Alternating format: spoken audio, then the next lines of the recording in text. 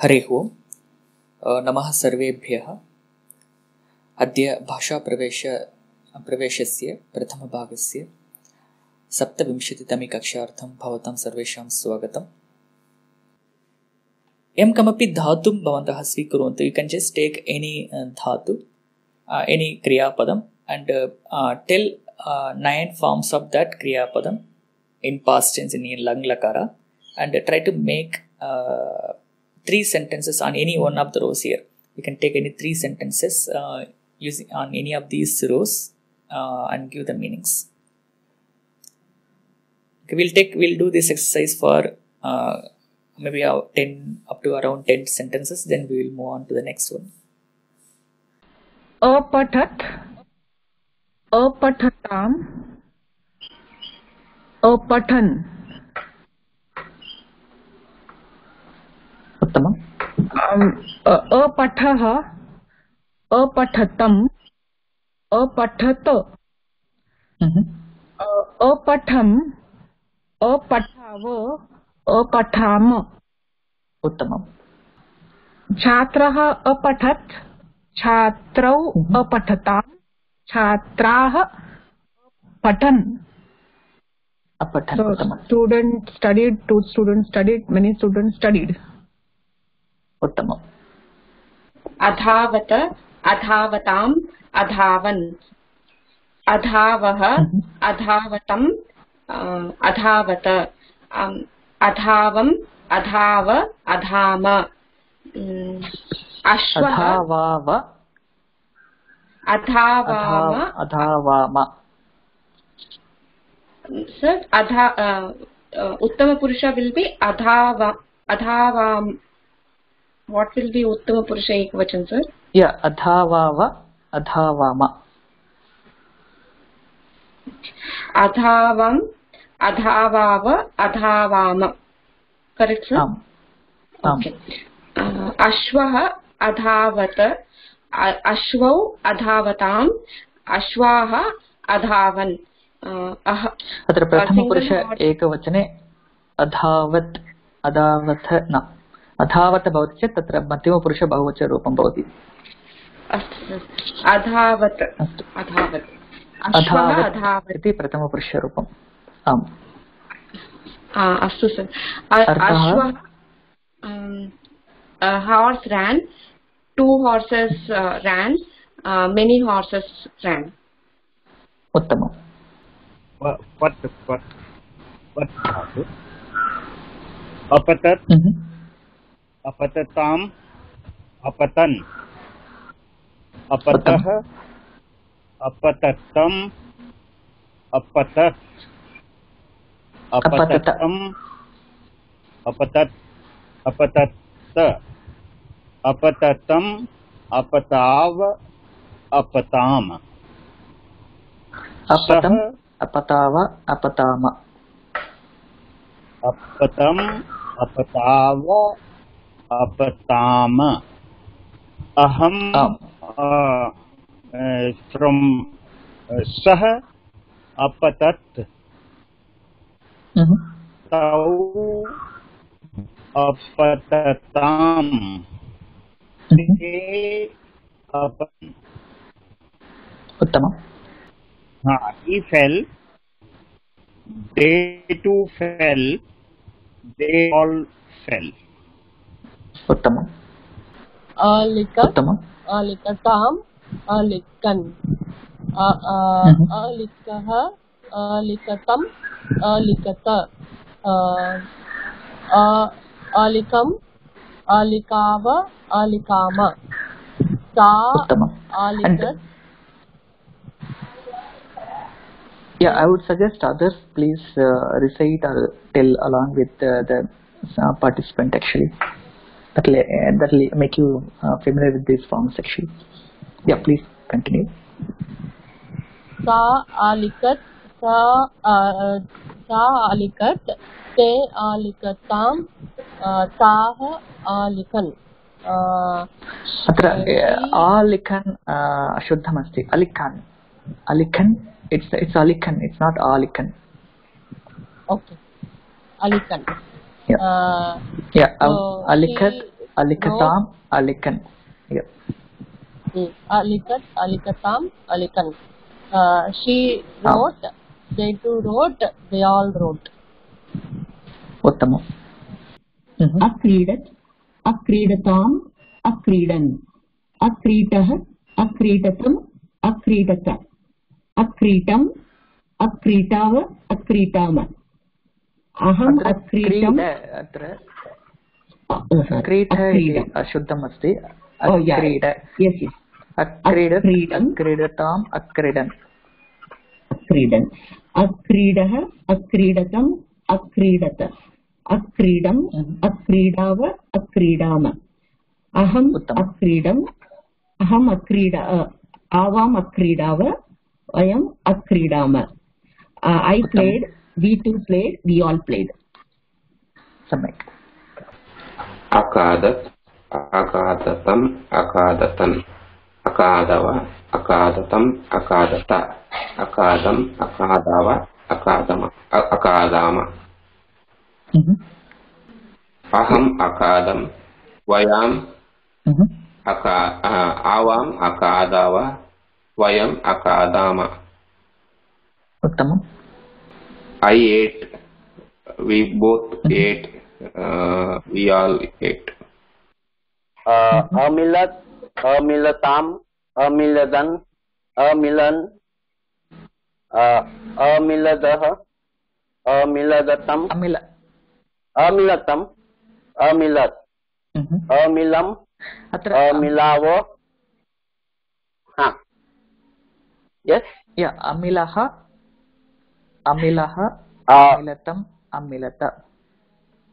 Yeah. अमिलता, अमिलम, अमिलाव, अमिलाम. सह अमिलत, सह अमिलत, तौ अमिलताम, ते अमिलन. He met, we, they met, they too met, and they all met. Thank you. I'll take Chalati. Achalat, Achalatam, Achalan, Achalaha, Achalatam, Achalat, then Achalam, Achalaba, Achalama.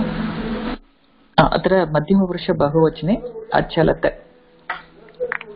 Okay, Achalata. Okay. Then उदाहरणानि. Balakah Achalat. One boy is Chal means moving, na? Yeah, going or moving, you can say. Going or moving, yeah. Balako Achalatam. Balakaha Achalan. उत्तमम्. अपृच्छत्, अपृच्छताम्, अपृच्छन्, अपृच्छः, अपृच्छतम्, अपृच्छत, अपृच्छम्, अपृच्छाव, अपृच्छाम. शिष्यः अपृच्छत्, शिष्यौ अपृच्छताम्, शिष्याः अपृच्छन्. Students asked, two students asked, all students asked. उत्तमम्. नयति, अनयत्, अनयताम्, अनयन्, अनयः, अनयतम्, अनयत, अनयम्, अनयाव, अनयाम. अहं, I carry, we too carry, we all carry. वाक्यानि. पिता अनयत्, पितरौ अनयताम्, पितरः अनयन्. I take Tarati. Tarati means to swim, right? Swim.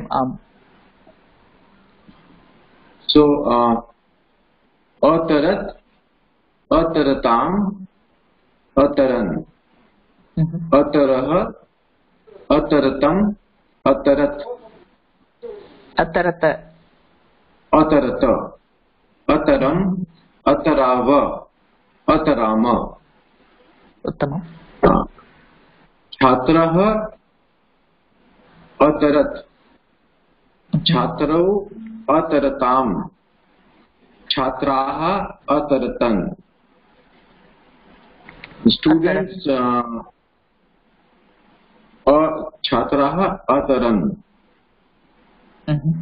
So students, one student swam, two students swam, and all students swam. उत्तमम्. अभवत्, अभवताम्, अभवतन्, अभवतः, अभवन्, अभवतः, अभवतम्, अभवत्, अभवः, अभवतम्, अभवत, then अभवम्, अभवाम, भवाव, अभवाम. अभवतः, युवा अभवतम्, यूय अभवत. उत्तमम्. You were exist, you both were exist, and you all were exist. Yeah, right. Okay. And anamat, anamatam, anaman, anamah, anamatam, anamata, anamam, anamava, anamama. Yeah, uttamam. The sentence will be aham anamam, avam anamava, vayam anamama. उत्तमम्. अर्थः?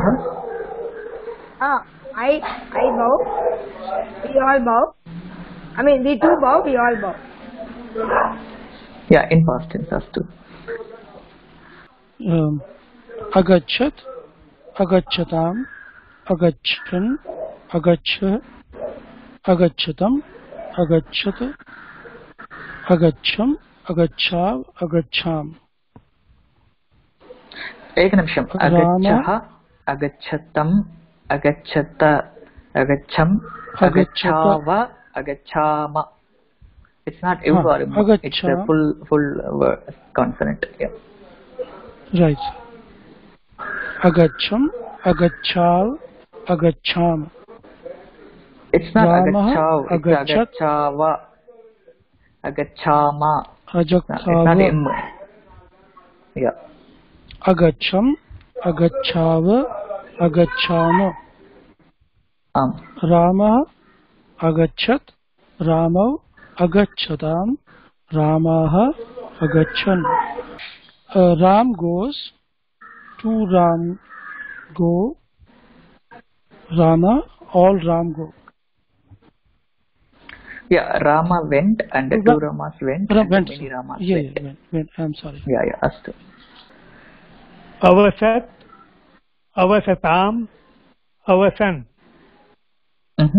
Avasaha, avasatam, avasat, avasam, avasav, avasama. Swam, avasaha, yuvang, avasatam, yuyang, avasat. Okay, if you are reading Madhyama Purusha Bahuvachanam as avasat, then what's the Prathama Purusha Ekavachanam? Prathama Purusha will be Balaha. No. The pronunciation is little wrong here. It's the avasat in Prathama Purusha Ekavachanam, and Madhyama Purusha Bahuvachanam it is avasata. If you pronounce the same, there is no difference. Oh, sorry. Yes, it is avasata. Avasata. This is it's little different from Hindi actually. Yeah, astu. Yes, thank you. Avasat is to live. It lives. So, Tom avasaha, you lived, and Yuam avasatam, you both lived, and Yuyam you both lived, and you all lived. You all lived. Yeah, uttam. Samyak. Agayat, agayatam, agayan, agayaha, agayatam, agayata, agayam, agayava, agayama. Tamam. Sa सा अगायत्, ते अगायताम्, ताः अगायन्. She sang, they both sang, they all sang. Can I ask a question? Yes, please. So for verb like atati, which already has or agachati, how will the past tense come? You just need to prefix akara, like atati means it becomes atat, and for example if you take vadati, it just becomes vadat and prefixing a will be prefixed, right? Similarly atati, atat and a will be prefixed, so it will become a plus a, it becomes dirgha akara, so it will become atat, atat. Can you repeat, can you try the forms now for atati? Yes, Yeah, please go ahead. Try, sir. Atat, atatam, atatam, atan, atah, atatam, atata, atam, atava, atama. Uttama. That's it. Yeah. And similarly, And for agachati, can you try? Agachati. So it will be a only then, I'm thinking. Agachat, Yes. agachatam, agachan, agachah, agachatam, agachata, agacham, agachava, agachama. Yeah, here minor thing here is your forms are right, okay, but minor thing is the just short a or longer a makes complete different meaning. Okay, balakaha agachat, it gives balaka went, and balakaha agachat, balaka came. Okay, just agachat and agachat is minor difference, but it gives a complete opposite meaning. Sir, in continuation, if it is a plus u, say for upavish, so what will be the roots in this bhutkal, langlakar? For upavish, we have to the form. No, actually it will not be a plus upavishyat. So it will be upavishyat, upavishatam, vishatam, upavishan. It will be like that. But we will see them later actually why it is like that. Okay. And one more question, sir. Yes. While reading this tavatu pratyay in the last lesson, we didn't discuss napunsakaling. Yeah. The napumsakalinga forms are little complicated and it's not more frequently used, so we skip it actually in the beginner's lesson. It's not actually covered in our book actually, so we skip that.